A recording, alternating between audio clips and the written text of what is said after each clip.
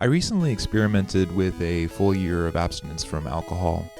From October of 2023 to October of 2024, these lips did not touch 1 ounce of beer, wine, or anything else like that. I can say without a doubt that most of 2024 was the most ambitious I had ever felt, really, in my whole life. I wrote music, I self-published my music through print-on-demand sources like J.W. Pepper and Amazon, and I even wrote a good amount, about 300 pages of a test memoir reflecting on my 10 years of music school. In it includes some scores as well, and the bulk of the pages are the music scores. After the year of abstinence ended, I took the last 3 months of 2024 to enjoy and to indulge in beer, wine, and other fun cocktail drinks. By the time December rolled around, so about 2 months later, I noticed so many different things about myself. Instead of ambition and excitement for creative projects or even boring stuff around the house, I began to feel bored with life. I began to feel that at the end of every week, I was just looking forward to sitting on the couch and drinking my favorite drinks. And one of those weekends in December hit me a little bit different than the others because for whatever reason, call it just an epiphany or the Spirit of God or something else, I realized that my high hopes life without alcohol was something to be desired more than what I had now. That's just to say that I really regret, drinking again because it made me feel so much different in general. I think I realized that I couldn't have my cake and eat it too at that point, that I couldn't have alcohol and enjoy alcohol without the negative side effects mentally and physically, not only just, feeling good, but feeling ambitious. So at least for me, I can say that alcohol takes away my ambition. You hear many different stories of folks who have the same experience with alcohol, but this was the first time that I actually experienced this dramatic change in my own demeanor firsthand. And I decided to do a similar rhythm, another almost year of no drinking. From January 1st to November 30th in the year of our Lord 2025, I'm not going to take another sip of alcohol. It's a little vain because I'm trying to get back that feeling of ambition that I had in 2024. And it worked the first time, so you'd think it would just take alcohol out and I feel normal, right? 3 months later, that's not the case.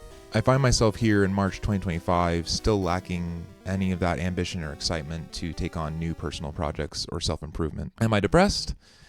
Is there something triggering any sort of stress in my life? Maybe. There's certainly a lot going on in my life between raising a young family and the stress and dedication of a day job and all the other responsibilities additionally that I have in my life. But I don't think that's necessarily a good excuse or explanation for how this time might be different. After I began working through this in my head, I promptly decided that this might just be something arbitrary, an arbitrary down season in my life without any rhyme or reason. So I've come to the conclusion that there may be no underlying psychosomatic reason behind my lack of ambition, aka I'm probably the normal amount of tired and reasonable amount of ambitious considering all the things in my life currently, with or without alcohol. So what am I to do? I feel restlessness and the expectation that I should be more ambitious. All the popular self-help books propose that there's just so much more potential and so much more that we can achieve within a work week. Why do I feel so lazy? What do I do with the invading thoughts that instead of dedicating 50 or 100 hours into my favorite JRPG that I do enjoy, I could be doing something better with that time, making things I enjoy that may or may not be more fulfilling than that video game? I think the answer is simple and counterintuitive. Instead of carrying the emotions of restlessness and anxiety, I can put them down and choose to carry rest and reflection instead. This is my version of ambition right now.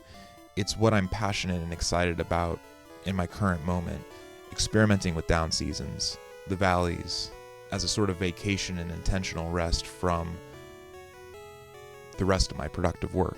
In sum, I think that I have a tendency to think of my high manic seasons as wholly good and right. I contrast those moments with down, depressed seasons as wrong and sick, when really I should view them as equally important as periods of reflection and rest. Instead of exacerbating my depressive down season with overeating and underreading, I'd like to write and read other people's thoughts. Instead of producing through my own creative acts, I can learn to practice enjoying other people's creative works. Throughout my music career, I tend to trap myself by thinking that some years were better than others when my compositional output was high. Now I know this isn't the right frame of mind to work in. I think we all know that just because you're able to work a lot and crank out a lot of product or whatever your medium is, you're very likely to drive yourself into burnout, and a long extended burnout at that. Something completely avoidable with the right amount of rest and reflection. In these down periods where I or you or whoever feels depressed or unmotivated, instead embracing that, changing the frame of mind of just simply resting and stopping and ceasing and thinking back on where you're at and where you want to go. Instead of through indecisiveness just powering through it, stop. That's what I'm trying to tell myself, to stop and enjoy the life that God's put before me. And so just as God has made the 4 seasons for cleansing and to allow the earth to heal and recover, I think he's made these intangible seasons in our lives where we're meant to feel the ebb and flow of motivation and ambivalence that we might have towards our work and towards our creativity and towards our productivity as well. This down period as rest is not to say that I take a break from everything else. Life still moves on. Just because my creative life feels unproductive doesn't mean that I get to apply the same mentality to being a dad or a financial consultant. I'm still going to work and I'm still going to be productive, but just in less visible, apparent ways. It's my creative life that I choose to let go and to rest and reflect. It's not that I'm unproductive or uncreative, and more that I'm intentionally reflecting. If it's not too cliche, the appropriate metaphor might be to the metamorphosis of the caterpillar into a butterfly. In this down period of the caterpillar's life, in order to change and to fulfill its life's journey, it must strap down and wait in its cocoon until it becomes a butterfly. That passive waiting is important and necessary, and just as equally vital to the success of the life of the butterfly as its active growth beforehand when it was a caterpillar. It's cliche, but an important encouragement to me.